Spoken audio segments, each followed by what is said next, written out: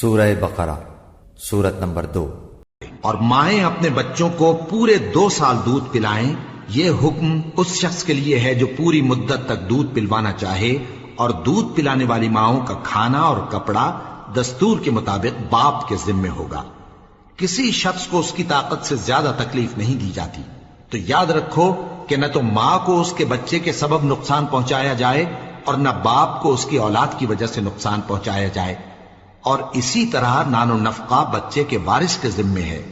اور اگر دونوں یعنی ماں باپ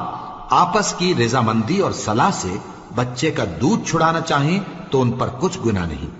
اور اگر تم اپنی اولاد کو دودھ پلوانا چاہو تو تم پر کچھ گناہ نہیں، بشرطے کہ تم دودھ پلانے والیوں کو دستور کے مطابق ان کا حق جو تم نے دینا کیا تھا دے دو، اور اللہ سے ڈرتے رہو اور جان رکھو کہ جو کچھ تم کرتے ہو اللہ اس کو دیکھ رہا ہے۔